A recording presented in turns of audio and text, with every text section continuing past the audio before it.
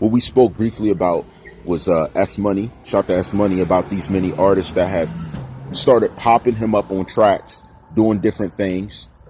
Now we're briefly going to talk about another subject in Commenter. I will have your name in the title. Here's the thing. There was an interview where he was speaking about not signing deals. Why would he talk about this? Why would he weigh heavy on not signing a deal?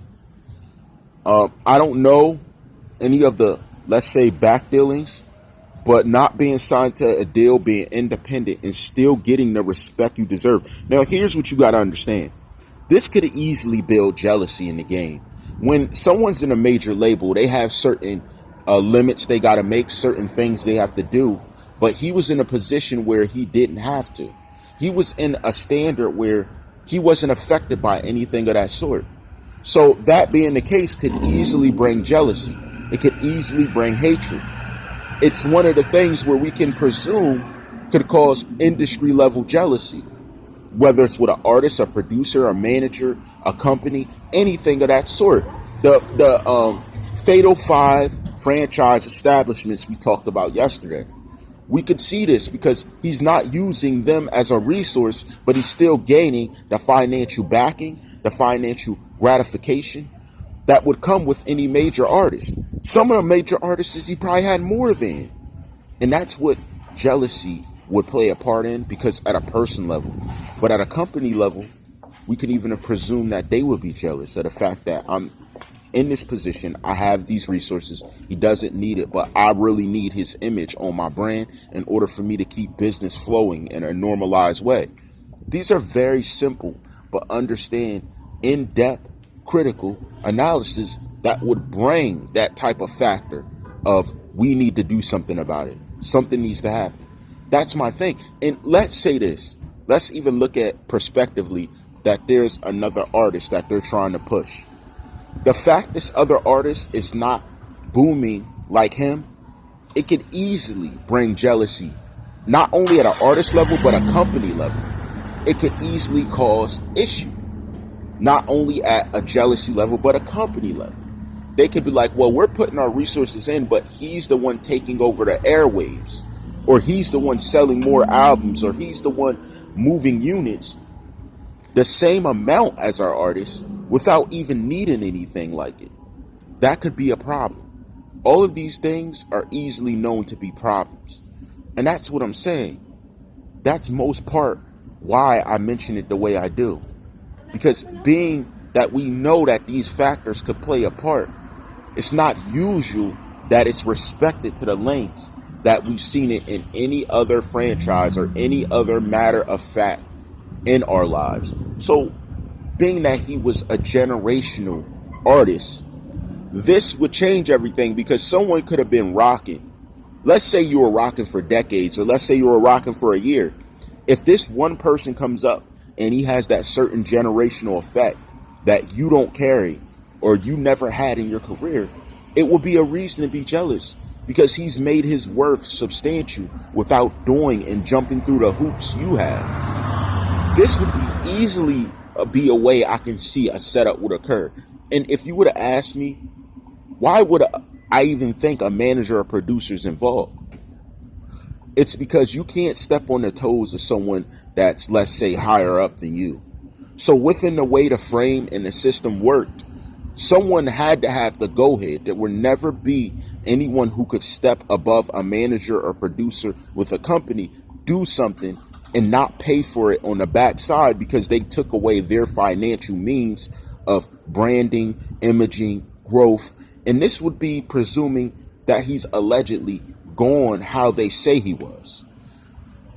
Again, we haven't received an autopsy, a toxicology, nothing of that sort. So I don't know exactly how it went down. You know, a lot of people saying, oh, these men shot him. You're running with the narrative told to you when it was alleged 2 investigators paid the price for playing around with evidence, which means they, with the time period, think about that. Think about when I told you that story. And we don't even know if they just figured it out the week before I told you that. If that was the case, everything we know could be fabricated. Everything we know. So that means if something's fabricated, I wouldn't know the exact reason. I wouldn't know the exact cause. They could have said anything in the reports, arrested anyone, presuming they were involved in the investigation in an in-depth way. And to be taken off the case means you had involvement in an in-depth way. Not only that, I was allegedly told multiple. That means there's a teamwork of hiding evidence. When you have, think about it, more minds working together is more powerful than a singular mind at certain times. There are gifts that are given where, like, I believe, where a Gemini thinks with two separate ways about a situation, because that's just the gift of birth. It's just a birthright. So think of it that way, that I'm saying that's a birthright. With him born into the situation he was, building himself, could someone with a birthright have been angry at what he was doing? That would overpower everything that is going on with his career. Even if everyone around him loved him. Let's say there were no wolves. If someone with a birthright had an issue with what he was doing, would this not take over his entire persona or everything in his catalog if they didn't like he was blowing up more than them? This is something to think about, because at an industry level, if we're thinking about a manager, a producer, or something to that level, even that, in my mind, would not be powerful enough to give the go-ahead to something of this nature. It would take someone who is above that, which could, in turn, like you guys say, be either a corporation or another artist. It would have to be. Because if everything would have went right, the investigation would have went right, everyone would have been caught, everyone would have been down, and this is presuming he's allegedly gone, that he's yet not alive. There would have to be some larger cosign, because there's no way you can step on the toes of someone more powerful than you and keep it pushing. That's not possible, especially if we're looking at an industry sense, because the industry overall, think of a spider web. Everyone's connected somehow. That's exactly how it works. Everything's connected. You see, the only difference is in a YouTube setting, if you were a YouTuber and you did it, more than likely, most of the time, you did it on your own and you networked and you made connections. You made those vital connections in order to become an entity the way you have. But in sense of the industry, it becomes a spider web, because you have to be connected to certain people in order to understand the pulse of the nation and how things are going. Now, some people's talents transcend this, and that's when we get to the Tentacions, the Tupacs, the Biggie Smalls, the P. Diddy's, who have transcended with their business model, their business mind, and have made their own way off of independence, networking, and other ways of that sort. Now, there are people who get familiar, and then they build very vital and strong connections that help to empower everything they stand for. But at the same time, there are people who work their way up from the bottom, and through their connections, they become a normalized figure. So here's how I'm going to break it down to you. If we're thinking of an artist that could have done it, that could have been involved, since you guys speak about it, it would have to be a normalized artist, a birthright artist, or an artist that is off-brand within the web of connections to some company that he was affecting. These are the three ways that he honestly could have done it.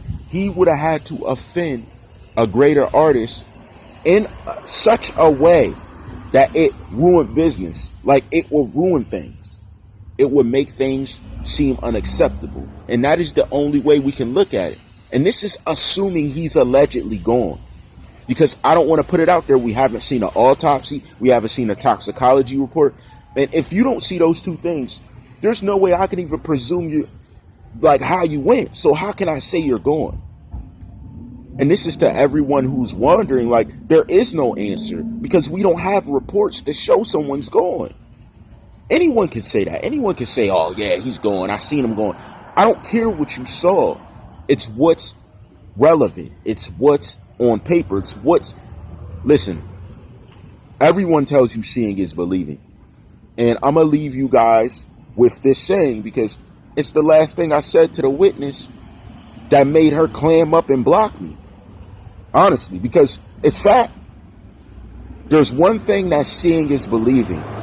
Another thing is being able to see with your mind. When you can see with your mind, you can make clarity out of a whole visual. When you use the seeing aspect and then you tune in your mind, what you see is more in depth. You see a complete picture. And this complete picture is gained not only through theory, thoughts, not only through this series that we done up till this point, but it's more than that. You begin to understand the way a machine works.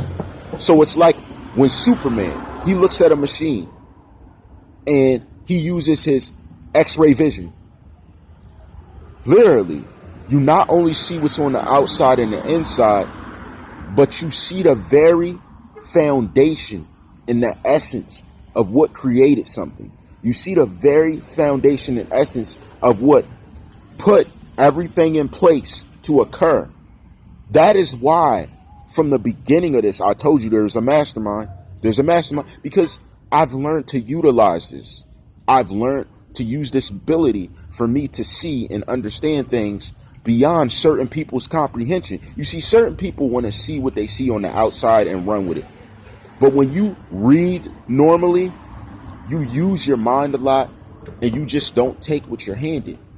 It's more than a conspiracy. It's a little deeper. Objective thought is how you direct knowledge through every single source, through every single way. It's building a visual that is beyond the vision of normal comprehension. That is why people can't see it. That is why people get violated by police. That's why these different things happen, because they can't get you in a normal way to respect your rights. So they have to go around it, and then they force you into law. Understand, when you get into the court of law, it's about the money.